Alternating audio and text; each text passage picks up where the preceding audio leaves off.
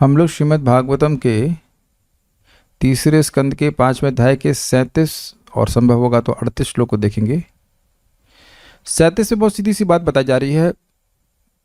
पृथ्वी, क्षमा कीजिएगा, तामसिक अहंकार से, शब्द शब्द से आकाश, आकाश से वायु, वायु से अग्नि, अग्नि से जल और जल से पृथ्वी आई है। तो क्योंकि वायु आकाश से आई है तो उसमें आकाश का गुण भी है, यानी कि शब्द। अग्नि वायु से आया है तो वायु और आकाश का भी गुण है। जल अग्नि से आया है इसलिए अग्नि, वायु और आकाश का गुण है। और पृथ्वी जल से आई इसलिए जल, अग्नि, वायु और आकाश का गुण है। ये बात यहाँ बोली जा रही है। मेरे पीछे बोलिए। भूतानाम नभ आदि नाम यद यद भव्यावरावरम।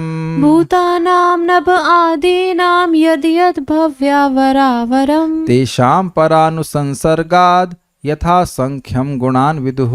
तेषां परानुसंसर्गाद् यथा संख्यं गुणान् विदुः। भूतानां नभ आदीनां यद भव्यावरावरम्। भूतानां नभ आदीनां यद् भव्यावरावरम् तेषां परानुसंसर्गाद् यथा संख्यम गुणान् विदुः। तेषां परानुसंसर्गाद् यथा संख्यं गुणान् विदुः। भूतानां नभ आदीनां यद भव्यावरावरम्। भूतानां नभ आदीनां यद् भव्यावरावरम् तेषां परानुसंसर्गाद् यथा संख्यम गुणान् विदुः। तेषां परानुसंसर्गाद् यथा संख्यं गुणान् विदुः। बोलिए। भूतानां नभ आदीनां यद् भव्यावरावरम्। भूतानां नभ आदीनां ते यद भव्यावरावरम्। तेषां परानुसंसर्गाद् यथा संख्यं गुणान् विदुः। तेषां परानुसंसर्गाद् यथा संख्यम गुणान् विदुः। हे भद्र पुरुष। कौन भद्र पुरुष? नहीं, हम सब नहीं हम लोग भद्र नहीं है वैसे तो। हे भद्र पुरुष अर्थात हे विदुर जी, मैत्रेय मुनि कह रहे हैं विदुर जी को, आकाश से लेकर पृथ्वी तक के सारे भौतिक तत्वों में जितने सारे निम्न तथा श्रेष्ठ गुण पाए जाते हैं वे भगवान के दृष्टिपात के अंतिम स्पर्श के कारण होते हैं। तो देखिए, दो प्रकार के अन्वय होंगे। एक दो रखा हूं ना मैं यहाँ पे, अन्वय को देख रहे हैं। पहला अन्वय भव्य अर्थात हे विदुर जी, हे भद्र पुरुष, नभ आदिनाम भूतानाम, आकाश आदि महाभूतों के मध्य, महाभूत मतलब वो तत्वों के मध्य, यद अवरावरम, जो क्रमशः उच्च तथा हीन भूत हैं। उच्च तथा हीन भूत का अर्थ क्या होना चाहिए? आकाश उच्च है और उससे हीन है वायु, वायु उच्च है और उससे हीन है अग्नि, अग्नि उच्च है और उससे हीन है जल, और जल उच्च है और उससे हीन है पृथ्वी। यद अवर वरम, अवर का मतलब होता है हीन और वर का मतलब होता है श्रेष्ठ। जो उसका कारण है वो वर हो जाएगा और जो उसका कार्य है वो अवर हो जाएगा। ये समझ में आ रहा है? आ रहा है नहीं आ रहा? आकाश उच्च हो गया और हीन, यानी आकाश हो जाएगा वरम और अवर हो जाएगा उसके रेफरेंस फ्रेम में, उसकी दृष्टि से वायु जो उससे आता है। ठीक है। तो जो क्रमशः उच्च तथा हीन भूत हैं, भूत का मतलब तत्व हैं, तेषाम उन सभी कार्यों का परानुसंसर्गात, तो भी लगा लीजिएगा, थोड़ा स्पेलिंग मिस्टेक है, परानुसंसर्गात, कारण के उसमें अन्वय से अर्थात प्रवेश से, अर्थात आकाश का प्रवेश क्योंकि वायु में है, वायु का प्रवेश क्योंकि अग्नि में है, अग्नि का प्रवेश क्योंकि जल में है और जल का प्रवेश क्योंकि पृथ्वी में है। यथा संख्यम, यथा क्रम, उत्तरोत्तर अधिक, गुणान विदु, गुणान मतलब शब्द, स्पर्श, स्पेलिंग मिस्टेक है, रूप, रस और गंध इत्यादि जाने जाते हैं। क्या मतलब है सबका? इस पहले अन्वय का मतलब यह है, इसके अनुसार श्लोक देखें तो भूतान नाम नभ आदि नाम, जितने भी तत्व आकाश आदि सृष्टि हुई है उनमें जो भव्य अर्थात हे विदुर जी, जो विदुर जी अवर और वर, उच्च और हीन तत्व हैं, तेषाम उन सभी कार्यों में अर्थात उन सभी सृष्ट तत्वों में परानुसंसर्गात पिछले वाले श्रेष्ठ तत्व के संसर्ग अर्थात संस्पर्श अर्थात अन्वय या प्रवेश से, अन्वय का मतलब होता है इसमें एंटर करना, उससे प्रवेश से यथा संख्यम गुणान विधु, जो अगले वाला तत्व है जैसे कि वायु तत्व है आकाश की दृष्टि से, उसमें उत्तरोत्तर अधिक गुण होते हैं। जैसे आकाश में है शब्द, तो अब क्योंकि आकाश वायु में प्रवेश कर गया तो अपने गुण लेकर प्रवेश करेगा ना, तो अब गुण लेकर प्रवेश करेगा तो वायु में शब्द का गुण भी है और रूप स्पर्श का गुण भी है। वायु प्रवेश कर रही है अग्नि में तो उत्तरोत्तर यानी कि increasingly more qualities will be there in Agni. समझ रहे हैं बात? यानी कि अग्नि में वायु का स्पर्श गुण और आकाश का शब्द गुण और प्लस अपना रूप गुण भी होगा। समझ आ रहा होगा अब तो? हाँ, श्लोक फिर से देखिए, संस्कृत समझ में आ जाएगी। भूता नाम नभ आदि नाम, जितने भी आकाश आदि तत्व हैं जिनकी सृष्टि होती है, यद यद भव्य अवर वरम, हे भव्य हे विदुर जी, जो जो हीन अवर और श्रेष्ठ तत्व हैं, तेषाम उन सब तत्वों में जिनकी सृष्टि हुई है, कार्य कहा जा रहा है उन कार्यों में, मतलब आकाश किसका कार्य है? शब्द का। आकाश और शब्द किसका कार्य? तामसिक अहंकार का। तो आकाश एक कार्य है, आकाश एक इफेक्ट है। आकाश का इफेक्ट क्या है? वायु।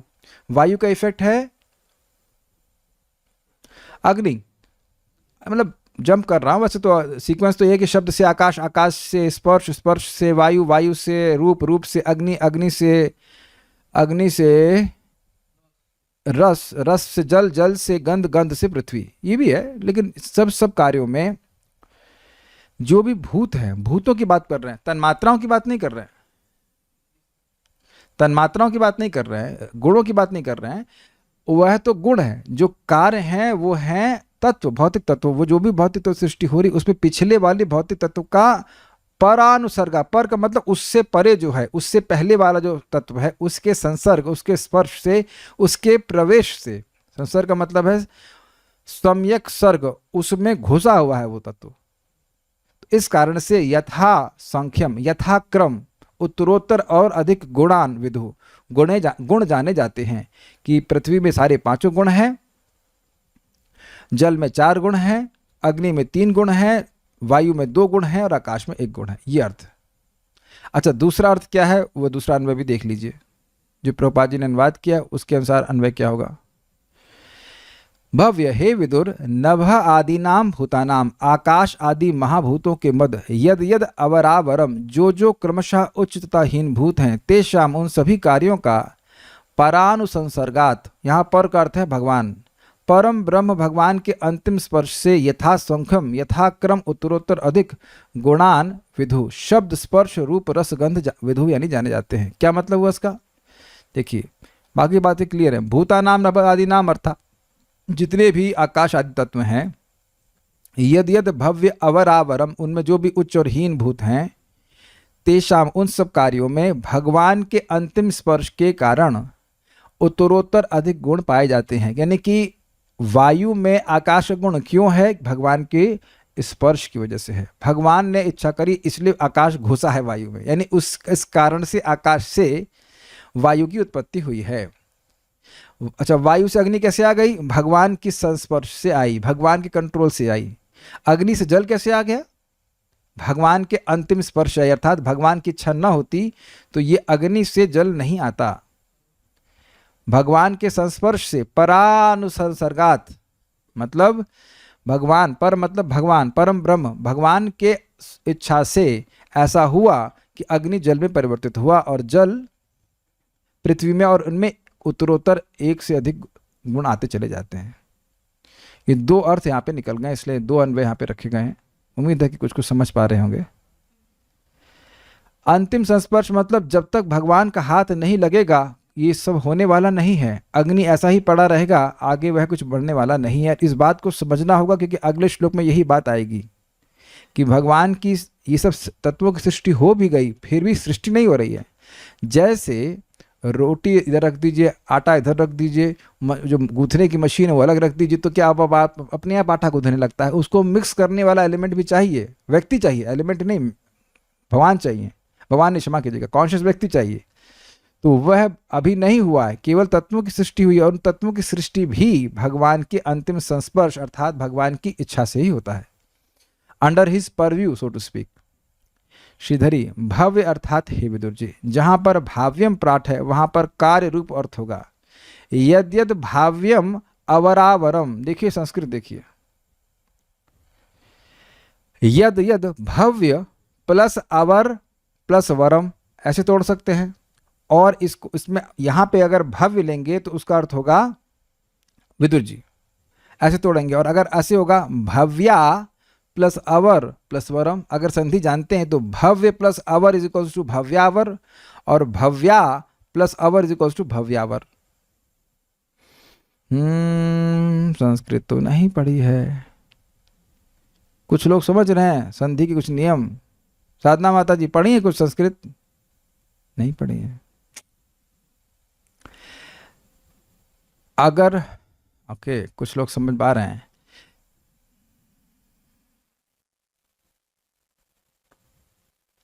देखिए सर, भव्य समझ में आ रहा है आपको? इस प्रकार से तोड़ पा रहे हैं, भव्य प्लस अवर, इतना देखिए, भव्य प्लस अवर क्या हो जाएगा? भव्यावर। अच्छा, भव्य प्लस आवर होता तब, नहीं सॉरी, भव्या प्लस अवर होता तब, भव्या, दो डंडे तो लगाते नहीं ना उसके आगे आप, तब भी भव्यावर होता। यही समझा रहा हूं आप लोगों को। कभी सुना है कि दो डंडे लगे हैं उसमें? एक छोटा आ एक बड़ा, और ट्रिपल आ तो होता नहीं है कोई। उससे बड़ा आ भी होता है कोई? ना पढ़ के आओ, बस पढ़ते रहो फिजिक्स केमिस्ट्री, कुछ नहीं समझ में आएगा फिर। इतना समझ में आ रहा? अगर भव्या प्लस अवर होता तो साथ में जोड़ते तो क्या बनता? भव्यावर। और भव्य प्लस अवर बोलते तब क्या होता? भव्यावर। आप समझ में आ रहा है? ये संधि का नियम है। तो अब ये कई बार हो चुका है, पहली बार नहीं हो रहा है, कई बार हो चुका है। तो यहां पे अगर आप इसको ऐसे तोड़ते हैं, भव्या प्लस अवर, भव्या प्लस अवर, तो भव्या का मतलब जो हुए हैं, जो कार्य के रूप में प्रकट हुए हैं, अवर और वर, हीन और श्रेष्ठ भूत, भूतानाम नभ आदिनाम यद्यद भव्या अवर वरम, जो जो आकाश आदि तत्व जिनकी सृष्टि हुई है, जो कार्यभूत हैं, जिनकी जो कार्य के रूप में प्रकट हुए हैं, इफेक्ट के रूप में प्रकट हुए हैं, हीन और श्रेष्ठ भूतों के रूप में, उनमें।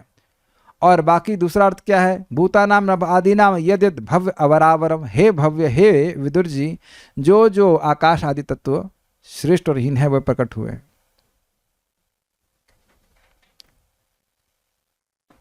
Is it okay? तो एक अर्थ भव्य का होगा, मतलब भव्य का अगर भव्य लेते हैं, तोड़ते हैं उसको भव्य के रूप में, तो आप अर्थ लेंगे विदुर जी। और अगर भव्या लेते हैं तो होगा कार्य रूप, जो कार्य के रूप में प्रकट होते हैं, इफेक्ट के रूप में प्रकट होते हैं। इससे बच नहीं पाएंगे। ये इतनी संधि तो पकड़ ही लीजिए। कौन सी संधि कहते हैं, मम्मी को पूछना आप अपने, इस संधि कौन सी संधि कहते हैं, आप जाके घर में पूछ के आना, फोन करना बराबर, ठीक है? ये भव्यावरम, माता जी सुनेंगे शायद क्लास को, तो उनसे पूछना कौन सी संधि होती है। नाम मैं नहीं जानता, लेकिन ये नियम इस प्रकार से हम जानते हैं। ये एक बार नहीं, कई बार देखेंगे। आपने इससे पहले भी सुना था, नाना मतवम करके शब्द था, अनाना मतवम था, अनाना मतवम भी था और नाना मतवम भी था। तो क्यों आ रहा था? नाना मति उपलक्षण था, तो अनाना मति उपलक्षण भी आया था और नाना मति उपलक्षण भी आया था। तो डिपेंड करता है कि संधि को आप कैसे तोड़ते हैं। तो चलिए आगे पढ़ते हैं। देखिए एक बात है, मैं परम पूज्य, एक भक्त कह रहे हैं दीर्घ संधि, हाँ ठीक है, जो भी होता हो। तो एक भक्त, मैं परम पूज्य राधा गोविंद महाराज का भगवान श्री राम पर कुछ सुन रहा था, और वो ग्रंथ मैंने पढ़ा नहीं था। तो जब वो ग्रंथ पढ़ा तो एकदम से महाराज की कही हुई बात याद आ गई।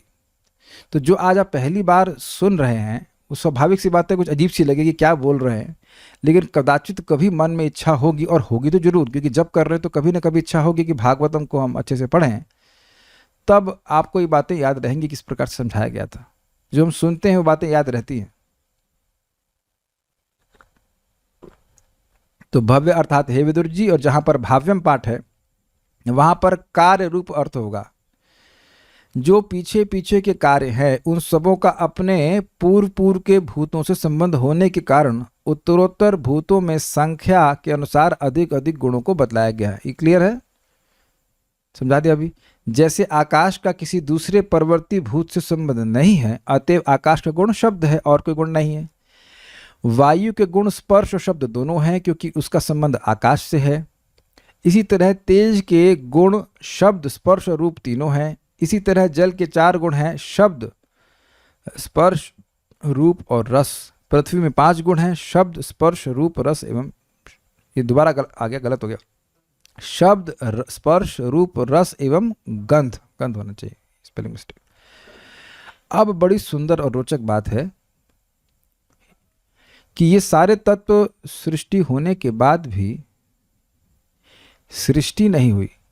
इन तत्वों की सृष्टि हो गई लेकिन आगे कुछ नहीं बना।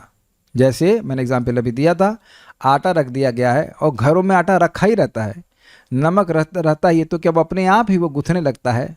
नहीं। तो अब ये सारे तत्व और इनके इन तत्वों के अधिष्ठाता देवता भगवान से प्रार्थना करना शुरू करेंगे। यहाँ केवल इतना लिखा है कि वो प्रार्थना करना शुरू करते हैं। प्रार्थना कल से हम होगा तो शुरू करेंगे, लेकिन प्रार्थना करते हैं कि आप सृष्टि करिए, मतलब हमारी सहायता कीजिए। तो ये केवल आज इस श्लोक में बताया जाएगा 38वें में कि वे प्रार्थना करते हैं। अब प्रार्थना क्यों करते हैं, इस पर बहुत सुंदर टीकाएं हैं, तो देखते हैं। एते देवः कला विष्णुः कालमायांश लिंगिनः। एते देवः कला विष्णुः कालमायांश लिंगिनः। नानत्वात् स्वक्रियानीशः प्रोचुः प्राञ्जलयो विभुम्। नानत्वात् स्वक्रियाशीलः क्रियाशील नहीं, नानत्वात् स्वक्रियानीशः, क्रियाशील तो नहीं थे, अनीशः करने में असमर्थ थे।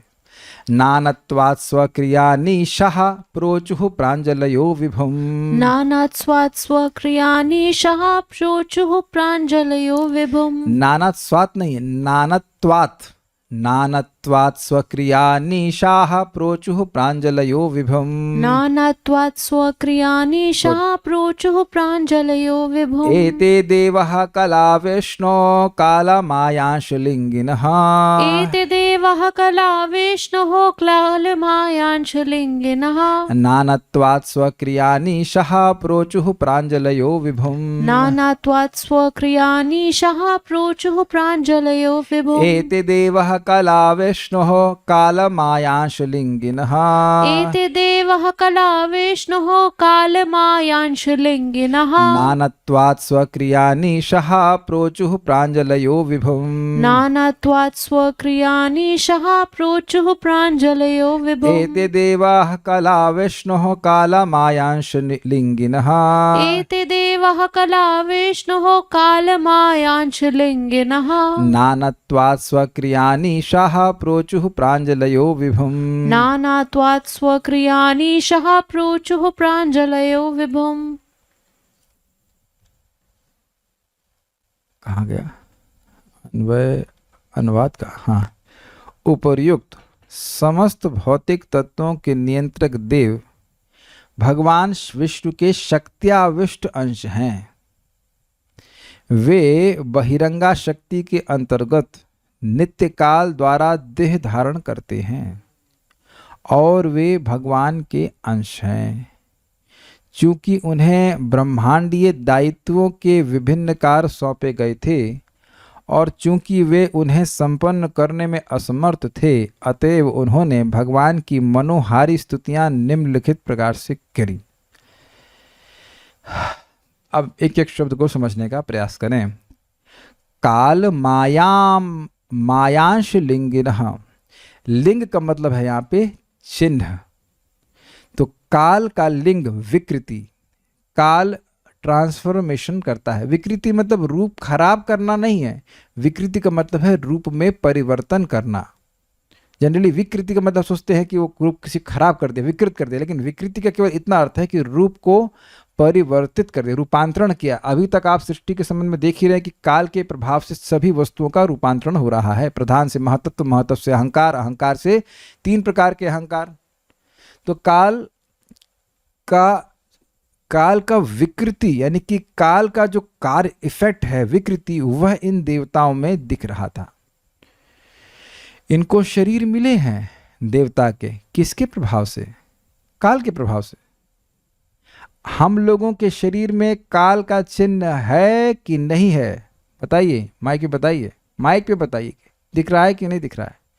क्या हम लोगों के शरीर में काल का चिन्ह है कि नहीं है? ये चिन्ह दिख रहा है कि नहीं? ये बचपन में तो हल्की हल्की, मतलब अभी तो बहुत झुर्री नहीं आई, लेकिन हल्की हल्की, और बचपन में तो पूरे बाल थे, यहाँ तक सब थे। सब गायब हो रहे हैं कि नहीं? घबराई मत, आप लोग के नहीं हो रहे हैं तो होने लग जाएंगे कुछ समय। अच्छा, ये जो अभी दूध के दांत हैं आपके, माइक बताइए प्लीज। अरे बताओ भाई, बातचीत करें तो सुनाएगा। हाँ, नहीं, कहो दूध के दांत कहाँ गए? गायब। तो अब ये अन्न वाले दांत हैं, तो ये अन्न के दांत काल के प्रभाव में आए कि नहीं आए? तो क्या ये जो अन्न वाले दांत बोलेंगे, जो भी कह लीजिए, बड़े दांत, कुछ भी कह लीजिए, ये काल, इनमें काल का चिन्ह है कि नहीं है? यस। अच्छा, आप लोग के जो बाल हैं उनमें काल का चिन्ह है कि नहीं है? या बचपन वाले ही बाल लेके घूम रहे हैं? बचपन में तो बाल लेके पैदा ही नहीं हुए थे। सुंदरा माता जी, समझ में आ रहा है कि नहीं? क्यों भाई कल्याण प्रभु, आपकी दाढ़ी में काल का चिन्ह है कि नहीं है? है, क्योंकि पहले दाढ़ी नहीं रही होगी, अब दाढ़ी आ गई है, फिर देखते हैं थोड़ी दाढ़ी बढ़ गई मतलब काल का चिन्ह है, काल उसको रूपांतरित कर रहा है। ये क्लियर समझ में आया? यानी कि किसी भी भौतिक देह में काल का चिन्ह जरूर होगा, काल का प्रभाव उसमें होगा ही। इससे ये स्पष्ट है कि देवताओं के शरीर भौतिक हैं, इसलिए उसमें काल का चिन्ह है। परिवर्तन के कारण उनका काल आए। काल का चिन्ह है परिवर्तन, stamp. Every body stamped with time. ठीक। माया का लिंग अर्थात विक्षेप। विक्षेप का मतलब होता है शोक, मोह आदि विभिन्न प्रकार के ट्रांसफॉर्मेशन जो चित्त में होते हैं। इस समय देवता लोगों में कौन सा विक्षेप है? परेशान है परेशान है कि सृष्टि का कार्यभार दे दिया गया है, लेकिन सृष्टि कर नहीं पा रहे हैं। ऐसी परेशानी आध्यात्मिक देह में होती है कि नहीं होती? नहीं होती है। तो इसमें माया का लिंग अर्थात माया का चिन्ह नहीं है। अच्छा, ये बताएं कि हमारे शरीरों में ये माया का चिन्ह होता है कि नहीं होता? जैसे अभी मैं प्रश्न कर रहा हूं तो आप में से कुछ लोग घबरा रहे, किसको पकड़ेंगे ये प्रश्न करने के लिए अरे प्रश्न कर लेंगे, पूछ लेंगे। तो सोच रहे हैं कि जिसके पास माइक है उसी के पास रहे, हमारे पास ना है। ऐसा हो सकता है जिसके पास माइक है वो परेशान है, कह रही भाई तो हमसे पूछना शुरू कर देंगे। तो आप लोग सतर्क हो जाते हैं जब मैं प्रश्न करना शुरू करता हूं। तो कुछ ट्रांसफॉर्मेशन आया ना। तो आप देख सकते हैं कि जिस किसी का भी भौतिक शरीर है उसमें माया का ये चिन्ह जरूर है। विक्षेप, कभी परेशान होगा, कभी खुश होगा, कभी ये होगा, कभी वह है, तो होगा ही। तो ये इससे दिख रहा है कि देवताओं का जो शरीर है वो भौतिक है। और अंशलिंगा, अंशलिंगा अर्थात चेतना जिनमें है। भाई भगवान के अंश हैं तो कुछ जीवात्मा ही हैं जिनको देवता के रूप में कार्यभार दिया गया है इन तत्वों का नियमन करने के लिए। अब यहाँ यह नाम नहीं रखा जा रहा कौन से देवता पृथ्वी को करते हैं, कौन से देवता अग्नि को करते हैं। अग्नि देवता ही करते होंगे, जो भी रहा हो, उस पर मैं भी कोई टिप्पणी नहीं कर रहा हूँ। लेकिन यहाँ जो बात है वो यह है कि वह तत्व चेतनीभूत नहीं हो रहे हैं, तत्व के नियामक देवता हैं जो कि चेतना से युक्त एक जीवात्मा है, और वह सब मिलकर के भगवान से प्रार्थना कर रहे हैं। तो उनमें 3 चीज़ें हैं। जैसे हमारा शरीर को पकड़ेंगे तो समझ आ जाएगी। हमारे शरीर भौतिक है इस समय, उसमें काल का चिन्ह है, उसमें माया का चिन्ह है। वी कैन सी दैट भाई माया है, माया का अंश है, क्योंकि हमेशा हम लोग एक रस नहीं रहते। कभी शोक से अभिभूत रहते हैं, कभी हर्ष होता है, कभी क्या होता है। और अंश मतलब जीवात्मा के रूप में चेतना से युक्त तुम हैं ही, ठीक है। तो ऐसे जिनमें है, ऐसे विष्णु कला, भगवान विष्णु के अंश। भगवान विष्णु के अंश क्यों कह रहे हैं? क्योंकि ये भगवान के द्वारा शक्ति प्रदत्त है तत्वों को नियमन करने में। एते देवा, इन सारे भौतिक तत्वों के, एते मतलब इन सारे भौतिक तत्वों के, देवा अर्थात नियंत्रक देवता, नानत्वात्, नाना मतलब होता है नाना प्रकार, सुना है आपने, नाना प्रकार की वस्तुएं, तो अलग अलग, वेरी गुड। तो नानत्वात मतलब अलग अलग होने के गुण के कारण इन विभिन्न तत्वों के परस्पर संबंध के अभाव से ये समझने का प्रयास कीजिए। आकाश अलग, वायु अलग, अग्नि अलग, जल अलग और पृथ्वी अलग, तो इनमें नानत्व है, उनमें आपस में कोई अंतः क्रिया नहीं है। जैसे नमक अलग और आटा अलग, तो अब दोनों को मिलाएंगे नहीं तो अब पराठा कैसे बनेगा, उसमें पानी भी मिलाएंगे और अग्नि भी प्रवेश करेगी, तो अब जब इन सब का प्रवेश होता है तब ना रोटी बनती है। ये दिख रहा है कि नहीं? सृष्टि का किचन से बहुत बड़ा संबंध है। जो किचन में खाना बनाते हैं उस बात को बिल्कुल आसानी से समझ रहे हैं, जो ना भी बनाते हो तो कम से कम थ्योरी में तो समझ ही रहे हैं कि रोटी दाल रोटी को बनाना है तो रोटी एक फाइनल प्रोडक्ट है, तो उसके लिए आटा है, नमक है, मिक्सर कह लीजिए अगर आपके मशीन है, और उसमें अग्नि है, तो वह सब चीज़ें मिलेंगी तब ना बनेगा। और जल भी चाहिए। क्या जल के बिना कोई आपके पास ऐसी रेसिपी है कि बिना पानी के रोटी बनाए? Any tutorial?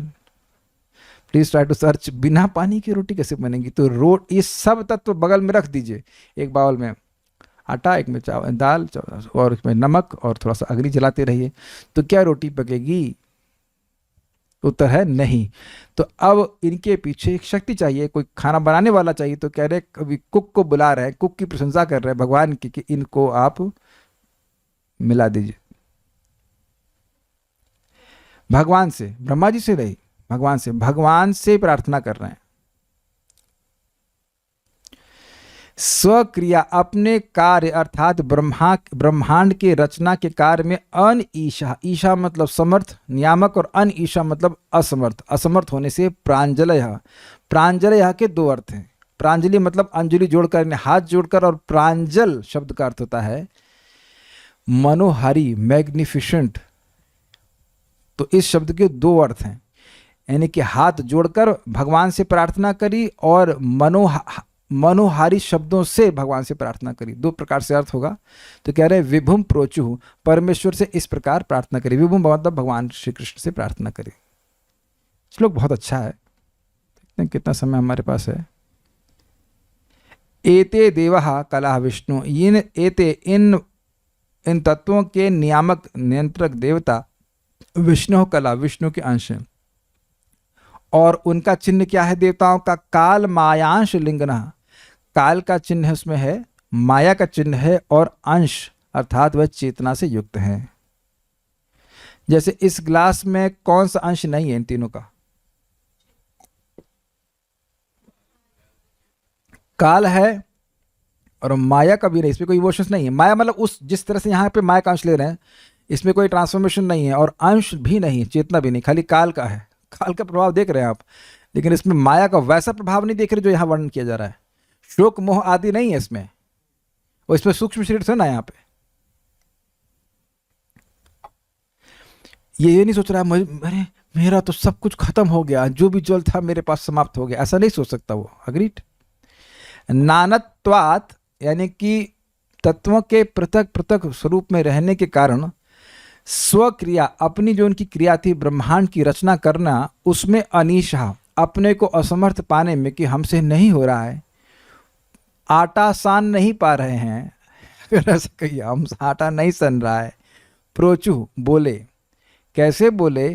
प्रांजलय, हाथ जोड़कर या मनोहर वचनों से बोले। किसको बोले? विभुम, विभुम अर्थात सर्वसमर्थ भगवान। विभु मतलब जो कार्य सारे देवता मिल के नहीं कर पा रहे हैं वो भगवान अकेले कर देंगे, इसलिए विभु शब्द यहां पे कहा गया है। ऐसे नहीं बोल दे रहे कोई शब्द, अच्युत नहीं बोल दे रहे हैं। अच्युत भी बोल सकते हैं, कुछ भी कर सकते हैं, लेकिन कुछ भी करने में वो गिरते नहीं। लेकिन पॉइंट यहाँ विभु, विभु मतलब सर्वसमर्थ, जो सारे देवता मिलके भी कार्य नहीं कर पा रहे हैं वह भगवान करने की शक्ति उन सबको प्रदान कर देंगे। अभी आप देखेंगे आगे सारार्थ दर्शनी, थोड़ा समय देंगे तो 8:15 तक हम पूरा कर देंगे आज इसको। मेरे ख्याल से प्रभु तो आएंगे नहीं आज, तो हम लोग प्रभु नहीं आएंगे तो विभु की कथा करा देंगे पूरी। सारार्थ दर्शनी बड़ी रोचक टीका है। महतत्व, अहंकार आदि अन्य तत्व अपने गुणों द्वारा बद्ध जीवों को स्वर्ग अथवा नरक आदि में बारंबार फेंक देते हैं। तथा उन्हें संसार में धकेल देते हैं। अतः इन अकारण कष्ट देने वाले तत्वों को तो पूर्णतः नष्ट कर देना चाहिए, है ना। यदि कोई ऐसे विचार से युक्त है तो उसे ऐसा नहीं कहना चाहिए। प्रत्युत अर्थात अपितु तत्व तो निर्हेतु उपकारी है, बिना किसी कारण के वो उपकार ही करते हैं और उनका अर्चन किया जाना चाहिए। वह किस प्रकार? तो इस पर वह यह श्लोक वर्णन करता है कि मोक्ष प्राप्ति के साधन अर्थात ज्ञान योग एवं निष्काम कर्म इन तत्वों के बिना क्रियान्वित नहीं हो सकते हैं। क्यों नहीं हो सकते हैं? भाई निष्काम कर्म में आप यज्ञ करते हो तो वस्तुओं से ही तो यज्ञ करते हो, तो वस्तुएं ही नहीं होंगी, अग्नि ही नहीं होगी तो यज्ञ करोगे कैसे? जी हाँ, निष्काम कर्म योग में यज्ञ भी करते हैं और वर्णाश्रम के कार्यों को भी करते हैं। तो सभी के लिए तो देह चाहिए, वस्तुएं चाहिए, लेकिन भोग की वासना, काम में वासना से नहीं। अग्निहोत्र यज्ञ आदि करता है लेकिन उससे अपने हृदय की शुद्धिकरण चाहता है, ना कि वह स्वर्ग आदि जाना चाहता है। ये ध्यान से सुनने, ये मतलब ध्यान से आपको याद रखनी पड़ेगी बात। ज्ञान योग में भी व्यक्ति अभ्यास कर रहा है तो शरीर से तो कर रहा है, मन का उपयोग कर रहा है, तो मन ही नहीं रहेगा, शरीर ही नहीं रहेगा तो तुम साधना करोगे कैसे, है ना। अच्छा, एवं श्रवण कीर्तन स्मरण दास्यम एवं सख्य आदि प्रेम के साधन भी भगवान की दया से युक्त इन तत्वों द्वारा ही सिद्ध होते हैं। अब ये बड़ी इंटरेस्टिंग बात है। यद्यपि भगवान की भक्ति तो भगवान की अंतरंगा शक्ति की वृत्ति यानी कार्य है, लेकिन संपादित तो इस देह से ही हो रहा है ना। आप भोजन बनाते हो, अग्नि के द्वारा बनाते हैं, उसमें और तत्व होते हैं, पृथ्वी के तत्व होते हैं, आटा आदि होता है, तो भगवान को अर्पित कर रहे हैं, वो सब कुछ दिव्य कार्य है, सही है, लेकिन कार्य तो इन्हीं तत्वों के द्वारा कर रहे हैं ना। तो इन दोनों ही चीज़ों के लिए, चाहे भक्ति योग हो, चाहे निष्काम कर्म योग हो या ज्ञान योग हो, उसके लिए व्यक्ति को देह चाहिए। जैसे भी आप लोग क्लास सुन रहे हैं तो क्लास सुन तो देह से ही रहे ना, है कि नहीं, एटलीस्ट देह के माध्यम से। किंतु नरक के साधन अर्थात उसमें पतन कराने वाले विविध कर्म, यथा किसी अन्य की पत्नी अथवा संपत्ति का अपहरण अथवा गायों एवं ब्राह्मणों की हिंसा करना आदि भी इन तत्वों द्वारा ही सिद्ध होते हैं। तथापि इनकी निंदा नहीं करनी चाहिए। भाई अगर किसी की पत्नी होगी ही नहीं तो उसका अपहरण कैसे करेंगे? अब किसी ब्रह्मचारी की पत्नी का अपहरण तो नहीं हो सकता। क्यों नहीं हो सकता है? क्योंकि पत्नी है ही नहीं। तो पत्नी होगी ही नहीं तो अपहरण कैसे करोगे? अब भिखारी के 5 करोड़ रुपए कोई नहीं चुरा सकते क्योंकि उसका है ही नहीं। तो अगर भौतिक तत्व होते ही नहीं तो धन आता ही नहीं, तो धन आता ही नहीं तो चोरी होती ही नहीं, और चोरी होती ही नहीं तो नरक होता ही नहीं, हमें नरक में व्यक्ति जाता ही नहीं। तो दोनों ही तरह से भक्ति योग आदि के जो संपादन है उसका भी संपादन देह से हो रहा है और देह आए तत्वों से, और नरक जाने के जो हेतु हैं वह भी कार्य इस शरीर से हो, इसी तत्वों के कारण हो रहे हैं, लेकिन फिर भी इनकी निंदा नहीं करनी चाहिए। हाँ, तत्व निंदनीय नहीं है। इनसे अच्छे भी कार्य कर सकते हैं, बुरे भी कार्य कर सकते हैं, वह हमारी इच्छा पर निर्भर करता है। तत्व तो नहीं कह रहे हैं, किसी की पत्नी तो नहीं कह रही कि मेरा अपहरण कर लो, किसी का धन तो नहीं कह रहा कि मैं चुरा लो। तो व्यक्ति अपनी इच्छा के कारण गलत गति को प्राप्त कर रहा है, हीन गति को प्राप्त कर रहा है, इसमें तत्वों का दोष नहीं है। तथापि इनकी निंदा नहीं की जानी चाहिए। भागीरथी का जल सज्जन पुरुषों के लिए स्नान एवं पान आदि हेतु पवित्र तथा मधुर करने वाला होता है, और अपने किनारों पर उपस्थित तृण एवं झाड़ियों में, धान और गेहूं में, कटहल, आम, अंगूर तथा गन्ने आदि में प्रवेश करके यह सभी मनुष्यों के लिए परमोपकारक अर्थात सर्वाधिक पौष्टिक एवं सुखदायक होता है। बिल्कुल स्पष्ट टीका है। किंतु जब यही गंगा जी का जल किसी जहरीले वृक्ष में प्रवेश करता है तो वह मनुष्यों के लिए साक्षात मारक हो जाता है। अच्छा है ना टीका। अतः यह भागीरथी के यानी गंगा जी के जल का दोष नहीं, अपितु यह इसका पान करने वाले कुपात्र के दुर्गुण पर निर्भर कहता है। तो इन तत्वों की निंदा नहीं कर सकते। जो व्यक्ति उसका किस प्रकार से उपयोग कर रहा है उसके अनुसार उसको स्वर्ग, नरक या मोक्ष आदि की प्राप्ति होती है। तानहम दिशुतः क्रूरान संसारेषु नराधमान क्षिपामि अजस्रम अशुभान आसुरीष्वेफ योनिषु। जो लोग ईर्षालु तथा क्रूर हैं और नराधम हैं उन्हें मैं निरंतर विभिन्न आसुरी योनियों में भव सागर में डालता रहता हूँ। भगवद गीता 16.19। इसमें भगवान ने कहा है कि जो लोग आसुरी प्रवृत्ति के होते हैं भगवान उनको और प्रेरणा देते हैं कि वो और बड़े असुर बन जाएं और अपना नरक में स्थान बुक कर लें, कहीं उनका फ्लैट छूट ना जाए। समझ आ गया? वो ऐसा ही करना चाहते हैं, इसलिए ऐसा ही भगवान करवा रहे हैं। श्रीमद् भगवद गीता के कथनानुसार भगवान द्वारा नियुक्त तत्वों के अधिकृत देवताओं में क्या ही दोष है जो इन दुष्ट व्यक्तियों में स्थित हैं, अर्थात उनकी भी इंद्रियों का संचालन करते हैं। ये समझ में आया भाई? जब भगवान ही लोगों को प्रेरित कर रहे हैं, इन द सेंस कि भाई जो लोग असुर बनना चाहते ही हैं, तो भगवान उनको पूरी सहायता करते हैं कि आप महान असुर बन जाओ। भगवान की शक्ति के बिना बन नहीं सकते। हिरण्यकशिपु से ने पूछा प्रहलाद महाराज को, तुम्हें इतना बल कहाँ से मिलता है कि तुम उससे भयभीत नहीं हो रहे? तो कह रहे कि मुझे वहीं से मिलता है जहाँ से आपको मिलता है। तो हिरण्यकशिपु को भी बल कहाँ से मिल रहा था? भगवान से ही मिल रहा था, क्योंकि वो हिरण्यकशिपु बनना चाहता था। तो चाहे वो असुर बनना चाहे, चाहे वो देवता बनना चाहे, दोनों को बल भगवान से वैसे ही मिलता है जैसे जहर के पौधे को और कटहल के पौधे को, दोनों को जल गंगा जी से ही मिल रहा है। क्लियर है? तो इसमें तत्वों का दोष नहीं है, वे वास्तव में परम वैष्णव हैं एवं यह उनके द्वारा अर्पित अग्रिम प्रार्थनाओं से स्पष्ट हो जाता है। ये जो महतत्व हैं, ये भगवान के भक्त हैं, महतत्व के नियामक देवता, महतत्व आदि जो भौतिक तत्व हैं, आकाश जल अग्नि आदि, इनके जो देवता हैं, नियामक देवता, इन्हें कंट्रोल करने वाले देवता हैं, वो भगवान के भक्त हैं, जो कि उनकी प्रार्थनाओं से स्पष्ट हो जाएगा। तो इनकी निंदा नहीं की जानी चाहिए। नहीं तो क्या हम भगवान की निंदा करेंगे? भगवान तो स्पष्ट कह रहे हैं कि जो लोग असुर बनना चाहते हैं मैं उनको असुर बनाता हूं। तो क्या भगवान के लिए भगवान निंदनीय है? नहीं, भगवान तो सम है। अगर तुम असुर बनना चाहते हो तो बढ़िया बन जाओ असुर। असुर बनना चाहता है और भगवान उसे बना दे देवता, तो क्या करे? हम बनना चाहते थे असुर और तुम हमको बना दिए देवता, तो ये तो भगवान की विषमता हो जाएगी ना। महतत्व आदि देवतत्वों के ये अभिमानी देवता का मतलब नियामक देवता, विष्णु के कला अर्थात अंश कहे जाते हैं, क्योंकि ये माया की शक्ति की वृत्ति अर्थात कार्य हैं। वे काल के लिंग अर्थात चिन्ह अर्थात विकृति, माया के लिंग अर्थात विवेक शोक आदि विक्षेप, तथा अंश के लिंग अर्थात चेतना से युक्त है। अभी यह देवता परेशान हैं। तो परेशानी आत्माओं को नहीं होती, अर्थात जो मुक्त जीव हैं, जिनका इस प्रकृति से कोई संबंध नहीं, उन्हें कोई परेशानी नहीं होती, न क्षोचती न कांक्षती। लेकिन यहाँ पे हम देख रहे हैं कि कुछ उनको परेशानी है, क्योंकि उनका प्रकृति से संबंध है, तो इसलिए माया का चिन्ह उनमें है विक्षेप आदि। विक्षेप का मतलब डिस्ट्रैक्शन। शोक था, इतने में हट करके मोह आ गया, मोह हट था, उसका हट करके कुछ और फीलिंग आ गई। इस प्रकार की विभिन्न प्रकार की फीलिंग्स मन में आती ही रहती, तो ये माया का चिन्ह है।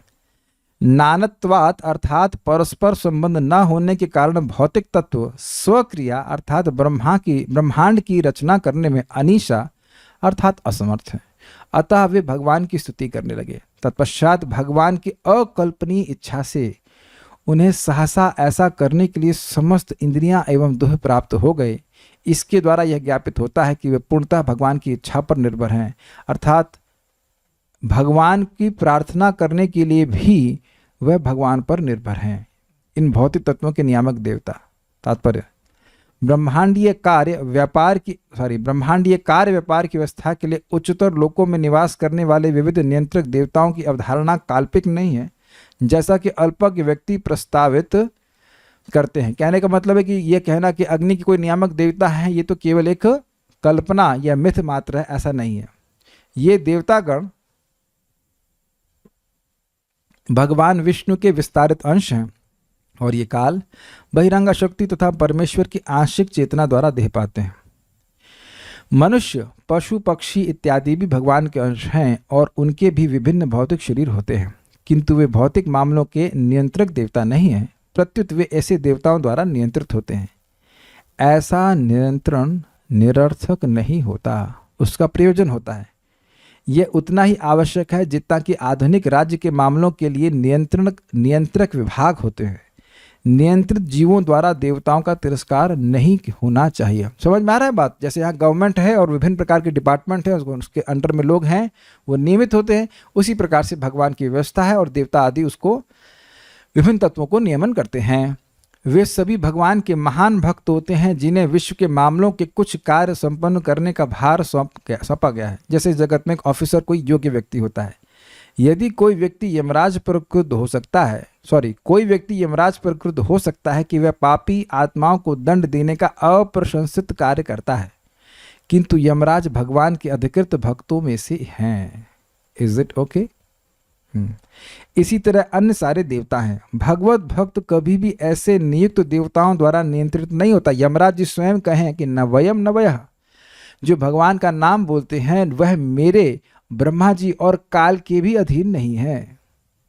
भक्त लोग भगवान के देवताओं के नियंत्रण में नहीं होते। जैसे कोई सम्राट की सेवा कर रहा है तो वह अब निम्न स्तरीय ऑफिसर को क्या बोलेंगे, अधिकारियों के नियंत्रण में नहीं है।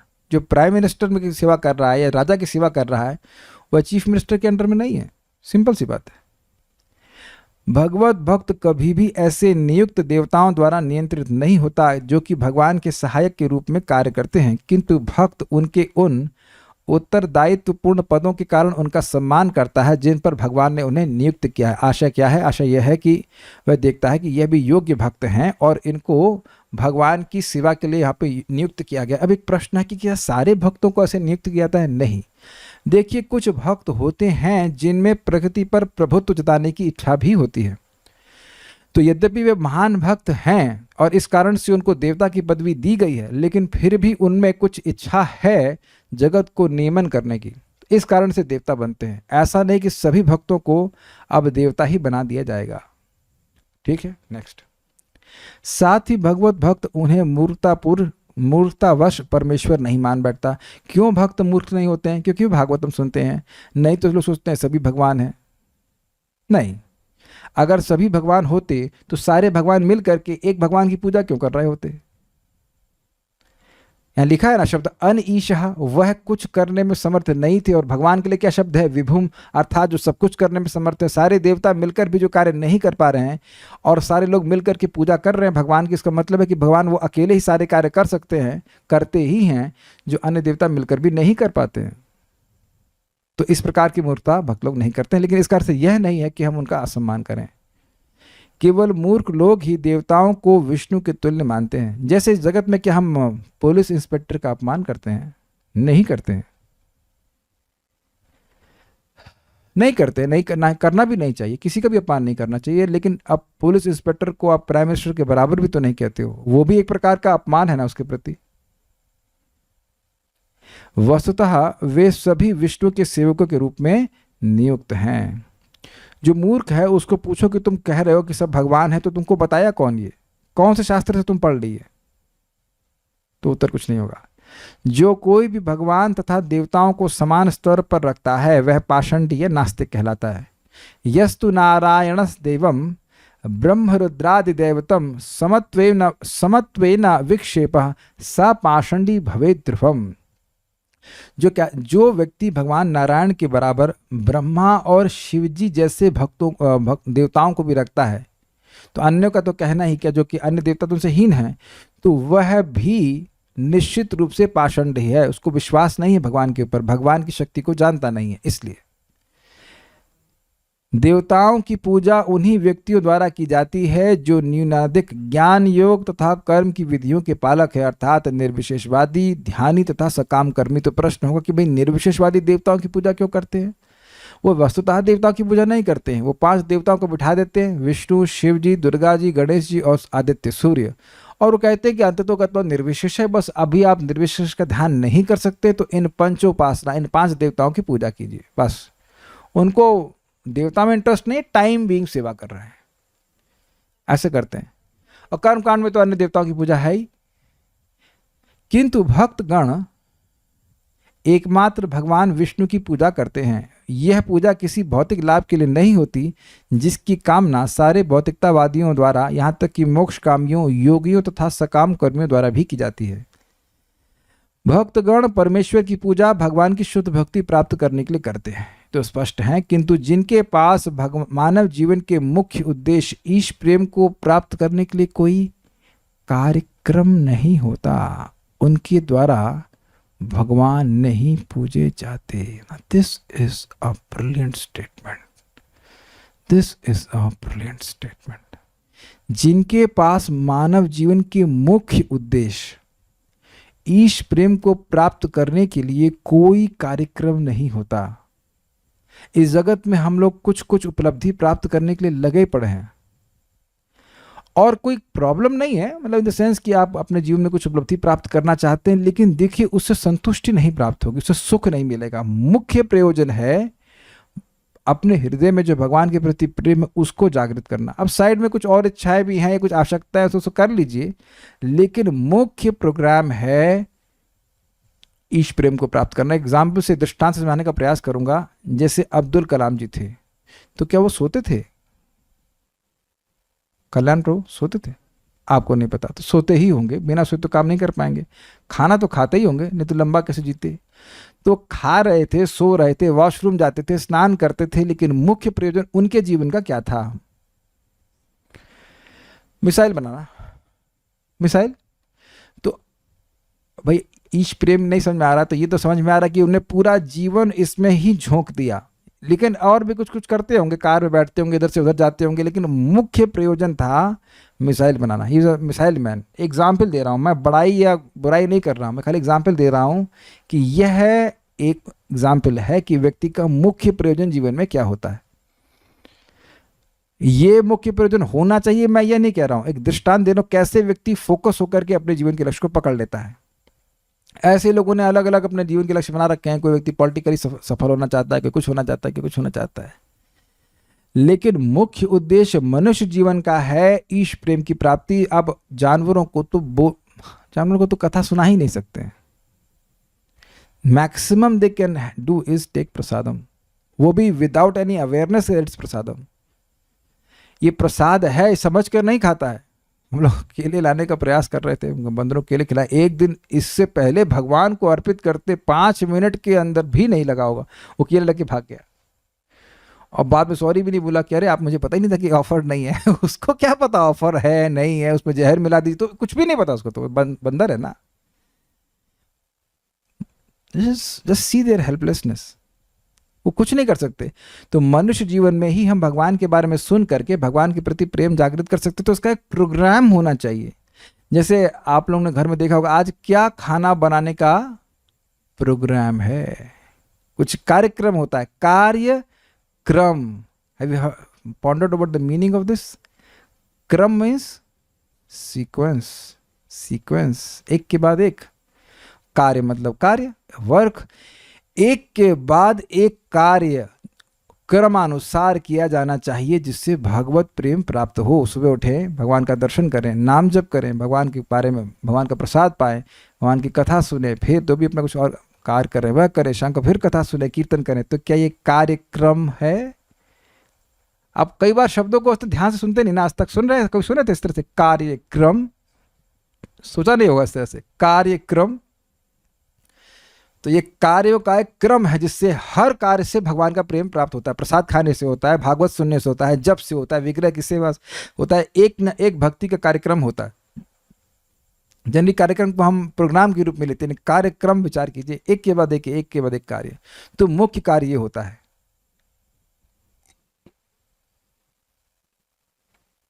और बाकी सारे कार्य उसके इस कार्यक्रम के मतलब इर्द गिर्द घूमने चाहिए। तो जिनके जीवन में ईश प्रेम यानी भगवान का प्रेम प्राप्त करना लक्ष्य नहीं होता है, उनके द्वारा भगवान पूजे नहीं जाते। इस समय हम लोग भगवान का आराधना कर रहे हैं श्रीमद् भागवतम के श्रवण कीर्तन के द्वारा। जब करते हैं तो वांग मात्रे न पूजितम ना तो बाह्य पूजादि अपेक्षकम, वाणी के द्वारा भगवान की पूजा हो जाती है, उसमें बाह्य पूजा की अपेक्षा नहीं होती है। क्लियर हो गया? तो ऐसे लोगों के संगत करना भी नहीं चाहिए, तो नहीं तो वो आपके कार्यक्रम में डिस्टर्ब करेंगे और नहीं तो आप उनके कार्यक्रम में डिस्टर्ब कर रहे होंगे। Do you agree with this also? यार ये लोग कहाँ से आ गए गीता भागवत बोलने वाले हैं।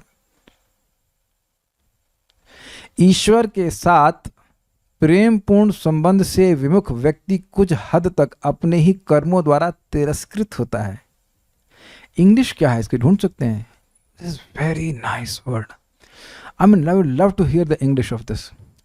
जो व्यक्ति भगवान से विमुख होने वाले कार्य कर रहा है वो उसके कर्म ही उसको तिरस्कृत करते हैं। धिक, छी, जो कर्म कर रहा है वो कर्म ही मानो मूर्तिमान रूप लेकर उसको धिक्कार रहे हैं। अरे नालायक, अरे नालायक, तुझे मानव जीवन इसीलिए दिया था कि तू हमें करे। समझ में आया? कोई भोग के कर्म कर रहा है तो वो भोग के कर्म मूर्तिमान रूप होकर के उसी को गाली दे रहे हैं। अरे नालायक, तुझे मनुष्य जीवन इसीलिए मिला था। This is very interesting.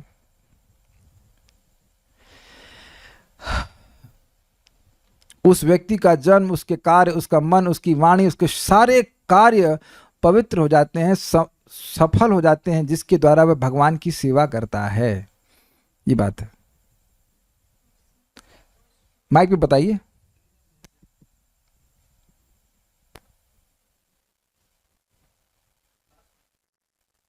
बोलिए। Persons averse to a loving relationship with God are more or less condemned by their own actions. Yes, कितना सुंदर बात है। जो व्यक्ति भगवान से अपना प्रेम जागृत नहीं करना चाहता, उसके कर्म उसी का तिरस्कार करते हैं। जैसे दुत्कारना, भाई तेरे दिमाग खराब है, फालतू काम करता है तू, हमें किया तूने। वो फालतू के कर्म उसी का तिरस्कार करते हैं। मेरा अनुभव है, मैं प्रैक्टिकल जीवन में देखता हूँ कि समान भाषा, सामान्य, मतलब क्या कह सकते हैं उसको, इंटरेक्शन भी असंतोषजनक होता है। It is not satisfying. जो संतुष्टि श्रीमद् भागवतम को श्रवण कीर्तन में मिलती है, वह समान इंटरेक्शन में भी नहीं मिलती है। Kind of draining. भगवान प्रत्येक जीव के प्रति उसी तरह संभाव रखते हैं जिस तरह बहती हुई गंगा जल हर व्यक्ति की शुद्धि के निमित्त है। तो भी गंगा के तट के वृक्षों का महत्व भिन्न होता है। गंगा के तट पर आम्र वृक्ष यानी आम का वृक्ष जल पीता है और निम्ब वृक्ष भी उसी जल को पीता है, किंतु दोनों वृक्षों के फल भिन्न भिन्न होते हैं। एक में स्वर्गिक मिठास होती है और दूसरे में नारकीय तिक्तता, कड़वाहट। निम्ब की तिरस्कृत तिक्तता उसके विगत कर्म के कारण है, जिस तरह की आम की मधुरता भी उसके अपने कर्म के कारण है। भगवद गीता में भगवान ने कहा है, तान होना चाहिए, तान हम निश्चितः क्रूरान संसारेषु नराधमान क्षिपामि अजस्रम अशुभान आसुरीष्वेव योनिषु। जो लोग ईर्षालु तथा दुर्जन हैं और नराधम हैं, उन्हें मैं भवसागर की विभिन्न आसुरी योनियों में डालता रहता हूँ। यमराज जैसे देवता और अन्य नियंत्रक उन अनवांछित मध्यात्माओं के लिए हैं जो ईश्वर के साम्राज्य की शांति भंग करने में सदैव लगे रहते हैं। तो क्या वैकुंठ में भी ऐसे असुर हैं? नहीं, वैकुंठ की बात नहीं हो रही है। ये भौतिक जगत भी भगवान का ही साम्राज्य है, लेकिन अब कुछ लोग हैं जिनको शांति भंग किए बिना शांति नहीं पड़ती। दो चार लोग को मारेंगे, कुछ लोग गाली देंगे, कुछ को पाप करेंगे, तभी वो शांत होंगे। तो उनके लिए भगवान ने यमराज जी को नियुक्त किया है। चूंकि ये सारे देवता भगवान के विश्वस्त सेवक हैं, अतएव इनका कभी भी तिरस्कार नहीं किया जाना चाहिए। तो यहाँ पे समाप्त होता है। कुछ प्रश्न है तो हम ले लेते हैं, उसके बाद उनकी जो प्रार्थना है वो हम सुनेंगे। अभी तो ब्रह्मा जी भी नहीं आए तो देवता कहाँ से आ गए? कहाँ से आ गए? कहाँ से आ गए? भगवान से पूछो कहाँ से आ गए। यहाँ लिखा तो है भगवान की अचिंत शक्ति से उन तत्वों के नियामक देवता आ गए। भाई नियामक देवताओं की सृष्टि कैसे की गई थी? सतोगुणी अहंकार से। तो नियामक देवता तन्मात्राओं के नियामक हैं, इंद्रियों के नियामक हैं, तो तत्वों के नियामक भी होंगे। मतलब अज्यूम कर सकते हैं। आ गए मतलब आ गए, नहीं भौतिक नहीं, आध्यात्मिक शरीर। अभी लिखा तो है यहाँ पे, फिर पूरा रामायण पढ़ने के बाद आप कह रहे हो कि भौतिक शरीर। माया काल मायांश लिंगिना शब्द था ना, उसको पहले समझाया ना। उनका भौतिक शरीर है, लेकिन वह भगवान के द्वारा शक्ति प्रदत्त है, इसलिए उनको भगवान विष्णु की कला कहा जा रहा है। और कुछ कह रहे हैं? ये जो देवता हैं वो वही प्रश्न कर रहे हैं ब्रह्मा जी पहले, आज फिर से गलती क्यों है? एक बात तो कह रहे हैं, हमसे बार बार गलती हो रही है, गलती से बाहर नहीं निकल पा रहे हो। झूठ बोलते हैं। गलती से बाहर नहीं निकल पाते तो भागवत में कैसे आते? मान लो कोई गलती करी, तो गलती से अगर निकले हैं बाहर तभी तो भागवत क्लास में आए ना। अगर गलती कर रहे होते तो भागवत में नहीं आ रहे होते। मान लो किसी ने पिक्चर देखा, चलो ठीक है देखी तुमने, तो अभी तो नहीं देख रहे हो, तभी तो क्लास में आए ना। तो आ गए ना गलती के बाहर। देखिए बात समझिए, ये जो हमारा अभ्यास है भोगों में प्रवृत्त होने का ये अनादिकाल से है। अगर वाकई दिखा दिया जाए कि कितना अभ्यास है तो हम डर जाएंगे, इसलिए भगवान उसको डार्क में रखें और चुपचाप साफ करते जा रहे हैं। इस जगत में देखा जाता है किसी ने 20-30 साल सिगरेट पिया है तो उसके लिए सिगरेट छोड़ना बहुत मुश्किल हो जाता है। वो सोचता है इसके बिना मैं जीऊँगा कैसे, जबकि बाकी लोग जिन्होंने कभी नहीं पिया वो लोग बड़ा आराम से जी रहे हैं, उन्हें कोई दिक्कत नहीं हो रही। जिन लोगों ने नहीं पिए सिगरेट, सुबह से कोई पिया तो नहीं ना यहाँ पे ग्रुप में तो उन्हें कोई दिक्कत नहीं हो रही है। और जो पीने की आदत लगा लिया उसको कहता है यार इसके बिना हम जिए कैसे। दे बिकम चेन स्मोकर्स, कहते हैं ना, चेन स्मोकर्स। तो ये अभ्यास ऐसा है कि इसकी वजह से व्यक्ति गलत कर देता है, लेकिन जो जो कार्य आप कर रहे हैं, भागवतम सुनने का, जप करने का, प्रसाद ग्रहण करने का, ये बहुत ज़बरदस्त है। मैं अभी तो कल्याणपुर से शाम को डिस्कस कर रहे थे कि इस समय भी जिस प्रकार का पवित्र जीवन आप लोग जी रहे हैं वह लोगों को हजम ही नहीं होगा। एक हमारे घर में रिश्तेदार आए तो दोपहर में आके रेस्ट किए, तो शाम को बोला गया कि स्नान किए, तो उन्होंने स्वाभाविक रिएक्शन दिया, स्नान तो मैं सुबह करके आया हूँ तो मैंने कहा, उनको बताया गया कि नहीं, यहाँ सोने के बाद इस आश्रम में सोने के बाद फिर स्नान किया जाता है मैं सोच रहा था हमारा घर जो है वह तो बिल्कुल गेस्ट फ्रेंडली नहीं है इतनी बार स्नान कराएंगे, इससे तब घर में ही रहेंगे भाई सोने से पहले भाग जाओ इस घर से, तो हर बार स्नान करना पड़ेगा। अच्छा यहाँ पे ग्लास कहाँ रखना है, इधर रखना है कि उधर रखना है, उधर रखिए ग्लास उधर रखिए। अच्छा ये आसन पे नहीं बैठ सकता, ये पूजा का आसन है, इस पे बैठिए। तो आप कोई ब्राह्मण का घर है तो ऐसे ही होगा, कार्य तो ऐसे ही होगा। तो अब बात यह है कि यह सब बाहर के लोगों का दिमाग खराब करने वाला होगा। कल वो मंगल आरती के लिए क्या कुछ पूछ रहे थे ना, क्या क्या तो था। हाँ हाँ हाँ हाँ हाँ, हमारे घर के सामने एक माता जी रहती हैं, तो कुछ इनसे उनको ये कुछ देने कहीं प्रसाद, तो पकड़ लिए, उनको पास तो टाइम ही टाइम है खराब करने के लिए तो कहीं बातें करने लगे। हमने कहा वापस आओ, चलो सोना जा करके। तो क्या प्रभु जी डांट रहे हैं, तो क्यों क्या हो गया, कहते हैं मंगल आरती जाना है। तो क्या बोली थी माइक में बताइए, बहुत मजेदार था घटना कि मंगल आरती कितने बजे होता है, उनको पता ही नहीं मंगल आरती कितने बजे होता है। माइक कहाँ गया, माइक दीजिए उनको। तो उन्होंने कहा कि प्रभु जी बोले मंगल आरती करना है, वो सोचे हम लोग घर में मंगल आरती करेंगे। हाँ बोलिए। उन्होंने बोला आओ दीदी। हाँ? तो फिर आपने पीछे से बोला कि उनको बोलो मंगल आरती जाना है। हाँ। आप भी आओ मंगल आरती आओ सुबह। हाँ, तो अब वो पूछी कितने बजे, तो हमने कहा हाँ। आप बोला कितने बजे है, तो हमें बताया कि 4:30 बजे। तो उन्होंने बोला ओ माय गॉड। हाँ, कहीं तो सुन के ही हमको बुखार आ गया कि 4:30 बजे कैसे मंगल आरती पहुंचेंगे। फिर क्या, जब हमारा बच्चा बड़ा हो जाएगा तब आएंगे, वो तब भी नहीं आएगी वो तो बड़ा मुश्किल है। तो कहने का अर्थ है कि जो अभी आप जीवन जी रहे हैं, that also is very pure. There is enough tapasya to go back to Krishna. बस उसको करते रहिए, गलती है ध्यान मत दीजिए, फिर वापस भक्ति करते रहिए, भक्ति करते रहिए, सब ठीक हो जाएगा। गुणों की अधिक होने पर निम्न क्यों कहा जा रहा है। पिछले बार श्लोक की बात कर रहा है।